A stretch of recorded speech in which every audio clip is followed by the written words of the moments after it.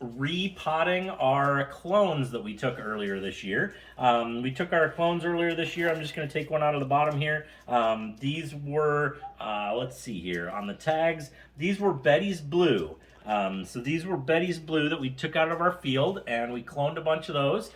These were actually off of a plant that was non-vernalized, and they're a little bit different looking than the vernalized plants, meaning the plants that had flowered last year, they had been vernalized, they hadn't been hardened off, so they actually produced flowers at the end of last year, which we were not expecting at all. But there were a few plants that hadn't been hardened off or non-vernalized, and they never produced any flowers, but they got really strong growth. So we took a lot of clones off of those because they seemed to have better development. It didn't have to put any of their energy into growing the flowers like the other plants did. So they just put all their energy into growth, and that's kind of what we wanted. So so today we're going to actually be planting these that we took just as a clone, maybe about the size of my thumb. They've turned into these. I guess you can see some of them are just a little bit smaller. I'm going to get you a smaller one. That's more like the size they were when they were clones, and this is more the size we want them to be. And we're hoping, putting them into these pots, which are just a little bit larger than these pots, that they're going to get a lot more expansion, a lot more room to get to be a nice size before the spring when it comes time to plant them again. Roots on the bottom coming out, that's always a good sign. Those are tap roots. Those are the roots that are coming out searching for water. And if you can see that up close, those are the roots that are on the the bottom. They're going to be the ones that are spread out searching for the water. This is a drought tolerant plant, so it does send out all those tap roots, if you will, to go find water in all sorts of different directions. So this is what we're going to be doing today. We're going to be putting some dirt. We made up the dirt, the potting soil mix. We make our own potting soil mix with a little bit of horse manure, well-rotted horse manure, a little bit of vermiculite, a little bit of peat moss, a little bit of plain soil so that our plants get ready for our clay-like soil that we have here. We bust all that up into small bits, and then we put it in the bottom here, put this in, and then fill it up and water them down. So that's kind of what we're going to be taking you through today. Is there any lime in our soil?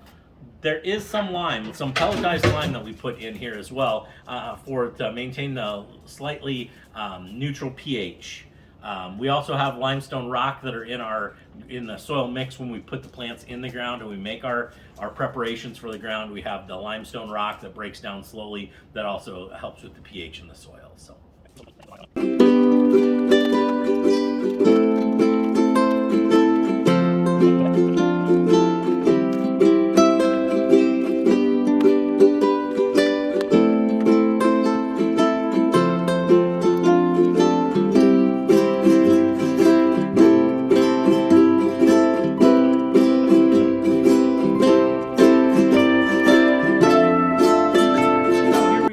At the potting shed of the Sleepy Bees Lavender Farm. This is our basement, obviously.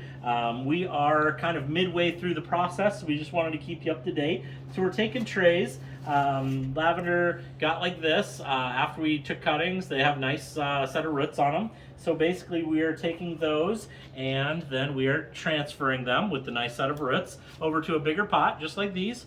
Then we fill them a little bit with dirt, like these. Pour some water in the bottom to get just like you would in any hole when you're planting anything. Then we put them in here, and then lastly they come out to be a transferred planted pot to about this size.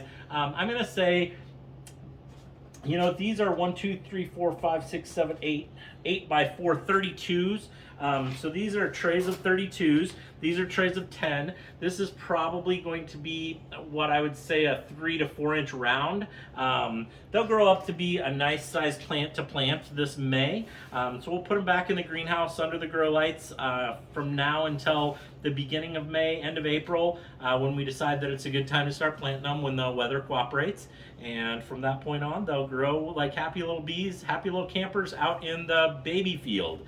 Now, for those of you that have been to the farm tours, you'll be able to distinguish this coming year which ones are the baby fields and which one is the 3-year-old field. So for those of you that took the tour last year, we're going to be expanding the baby fields. We're expanding the big fields as well. So thank you for joining us today with potting plants with Sleepy Bees Lavender Farm.